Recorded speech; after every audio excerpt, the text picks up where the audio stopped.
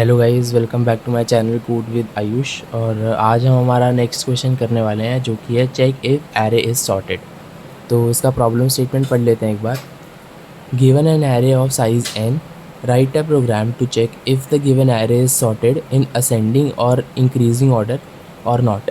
If the array is sorted then return true else return false. मतलब हमें इस question में चेक करना है, हमें एक एरे गिवन होगा और उसका साइज़ गिवन होगा कि क्या ये एरे सॉर्टेड है या नहीं। तो हम चेक कर लेते हैं। तो सबसे पहले हमारा एक एरे बन जाएगा।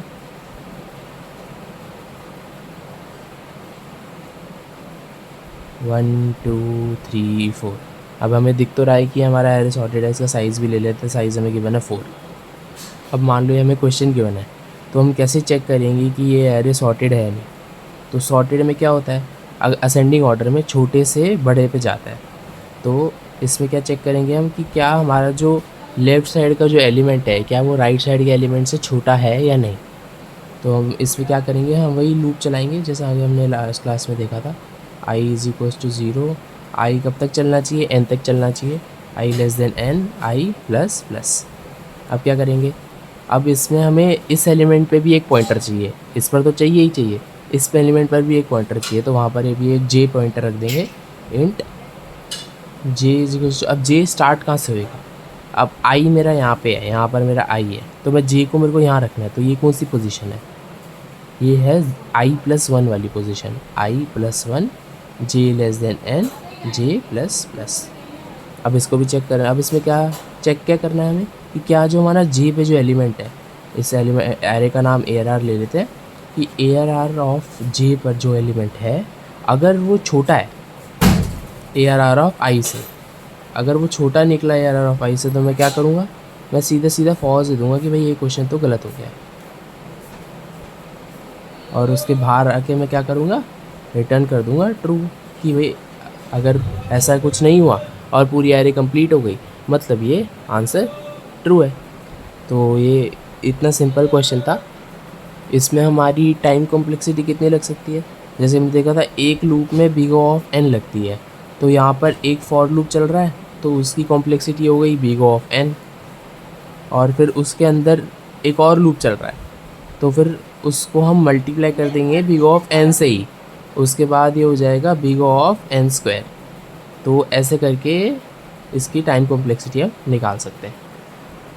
कोड को एक बार ड्राई रन करके चेक कर लेते हैं कि हमारा कोड सही से चल रहा है या नहीं चल रहा है। तो सबसे पहले एक एरे ले लेंगे यहाँ पर। जैसे एरे ले लिया 5 6 7 8, और यहाँ आई को बिठाया हमने 0 पर, यानी कि 5 पर। 0 1 2 3 इंडेक्सिंग कर लेती है।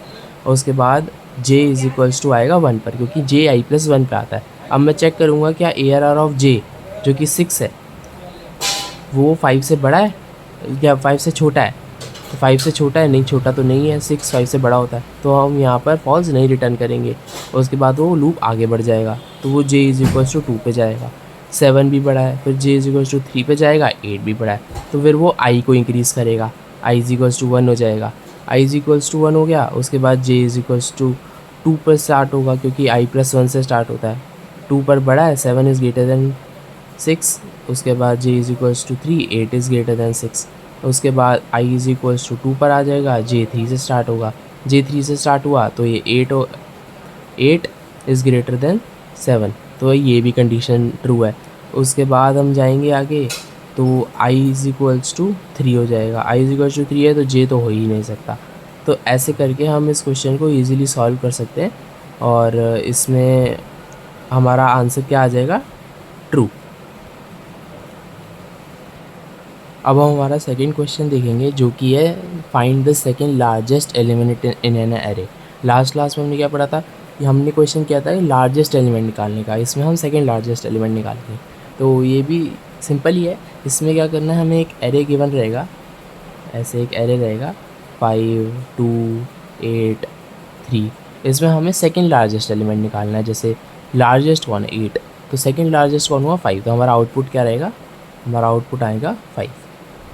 तो इसको हम करके देखते हैं। अब सबसे पहले क्या करेंगे, एरे को सॉर्ट कर लेंगे, जो कि लास्ट क्लास में हमने पढ़ा था।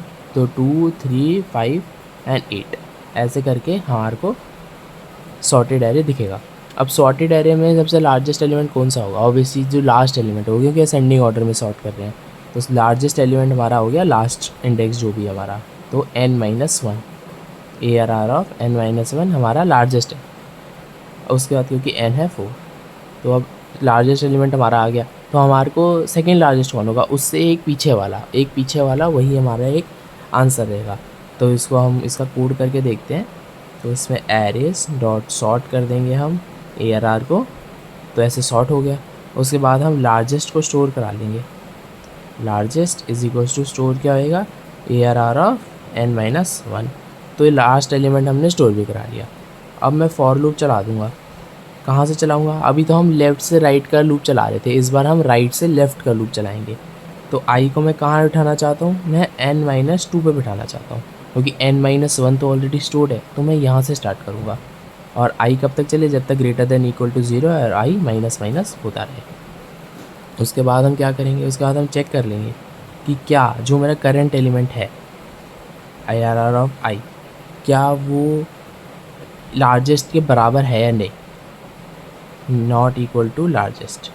अगर वो इसके बराबर है, अगर वो इसके बराबर नहीं है, तो मैं क्या करूँगा? तो मैं रिटर्न कर दूँगा ARR ऑफ आई।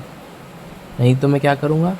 और सारा लूप ख़त्म हो गया, मैं 0 तक पहुँच गया, इसके बाद मैं क्या करूँगा? रिटर्न कर दूँगा -1। अब इसको एक बार ड्राई रन करके देखते हैं कि हमने ये कंडीशन क्यों डाली है इसके अंदर, क्योंकि हम तो डायरेक्टली ये वाला ARR ऑफ n-2 रिटर्न करके आगे बढ़ सकते थे, लेकिन हमने ऐसा क्यों नहीं किया? क्योंकि मान लो अगर हमारे पास कोई ऐसे एरे आ गया 5 5 5 5, तो अब इसमें क्या करेंगे हम? इसमें ये तो लार्जेस्ट हो गया हमारा। उसके बाद हम इससे हमने अपना लूप चालू किया। इसमें लूप चालू किया तो हमने बोला क्या ये इसके बराबर है? तो बोलेगा हाँ बराबर है, तो वो तो इसके आगे बढ़ जाएगा।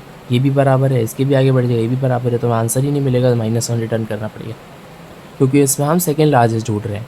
अब जैसे हमारे पास कोई एरे आ गया कि 1 2 4 एंड 5, तो इसमें हमारे को 5 मिला। 5 हमने लार्जेस्ट स्टोर करा लिया, तो हमने 4 चेक किया। 4 से हमारा लूप स्टार्ट हुआ, आई इस पर रखा हमने चेक किया कि क्या ये दोनों इक्वल है। वो बोलेगा नहीं इक्वल तो नहीं है, तो यही हमारा आंसर है, इसको रिटर्न कर देंगे। तो ये इजी क्वेश्चन है, और इसमें हमारी कॉम्प्लेक्सिटी क्या लगेगी? n log n लगेगी। n log n क्यों? क्योंकि हमने इसमें सॉर्टिंग करी है। सॉर्टिंग की कॉम्प्लेक्स, जब भी सॉर्टिंग करेंगे तो n log n कॉम्प्लेक्सिटी लगती ही है, तो इसका ये कॉम्प्लेक्सिटी लग जाएगी। तो आज के लिए बस इतना ही। उसके बाद बस बाकी नेक्स्ट क्लास में देखते हैं नेक्स्ट क्वेश्चंस को। और like and subscribe and have a nice day.